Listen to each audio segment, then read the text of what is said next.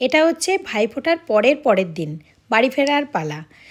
তো বাড়িতে না গিয়ে এই সন্ধেবেলায় চলে যাচ্ছি মামার বাড়ি। কেন মামার বাড়ির থেকে ব্যান্ডেল পরের দিন আমি ট্রেন ধরবো, আর ব্যান্ডেল থেকে ট্রেন আছে, আর মামার বাড়ি থেকে ব্যান্ডেলটা বেশি দূরত্ব না। তার জন্য আরও একটা কারণ আছে, মামার শরীরটা অতটা ভালো নেই, তাই মামাকেও একটু দেখা হয়ে যাবে, এর জন্যই যাওয়া।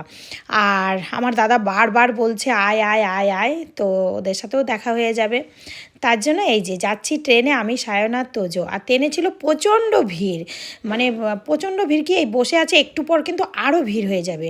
তো যাই হোক পৌঁছে যাব 8টার মধ্যে মামার বাড়িতে, তারপর দেখা হচ্ছে পরের দিন সকালবেলায়। শুভ সকাল বন্ধুরা, সবাই কেমন আছো? আশা করি সবাই ভালো আছো, আমিও ভালো আছি। তো আমি কিন্তু আজকে সকালবেলা দেখা একটা অন্যরকম জায়গা থেকে ভিডিওটা ইন্ট্রো দিচ্ছি। এই দেখো উপরে হচ্ছে লাইন, এখানে কিন্তু ট্রেন যায়, এই তলাটা দিয়ে আসলাম। আমি এসছি মামা বাড়িতে, তো একটু সারাটা দিন থাকবো, বিকেলে চলে যাব চিত্তরঞ্জন। তো বাড়ি থেকে কালকে রাত্রে এসেছি, তো কালকে কিছু শেয়ার করা হয়নি, শরীরটা ভালো না, তার জন্য কিছুই শেয়ার করতে পারছিলাম না। চলো এখন থেকে কন্টিনিউ করছি, দেখতে থাকো। চলে এসেছি দাদার দোকানের, আর পেছন দিকটা করে ওদের মানে ঘর করবে, এখনও করেনি, কিন্তু কিচেন বাথরুম সব কিছুই করা আছে। তো এখানেই রান্নাবান্না খাওয়া দাওয়া হয়।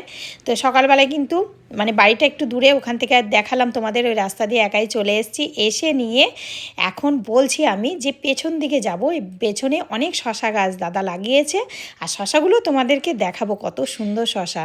তো আমি গাছটা একটু ঘুরে দেখলাম, আমি কিন্তু একটা শশাও পাইনি। দাদা শশা গাছ লাগিয়েছে, এই এই এই ডগাটা পা দিবি না, কুমড়োর ডগাটা দাঁড়া দেখি যা। তো দেখি শশা আছে কিনা, আছে তুলবো, এই দেখো আগে তুলে নি। তো আমি শশা পাবো কোথা থেকে? দাদা দেখো কত শশা তুলে রেখেছে আমার জন্য, আর শশাগুলো খেতে কিন্তু খুব মিষ্টি, আর গাছের তাজা শশা। আর এইদিকে এই যে আমার বৌদি রান্নাবান্না কমপ্লিট, তো ইলিশ মাছ বেগুন দিয়ে রান্না করেছে, আর ওটা আমার তোজোর জন্য একটু ডাল সেদ্ধ করেছে। আর আমি খেতে চেয়েছিলাম কচুর ডাঁটা দিয়ে একটা সবজি, ছোটো মাছ টাছ দিয়ে, তো সেটাও করেছিল।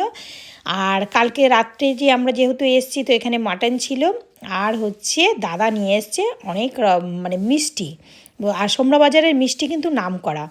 যাই হোক খাওয়া দাওয়ার পরে আর কিছুই শেয়ার করেনি, সব গল্প আড্ডা করতে করতে আমার টাইম হয়ে গেছে।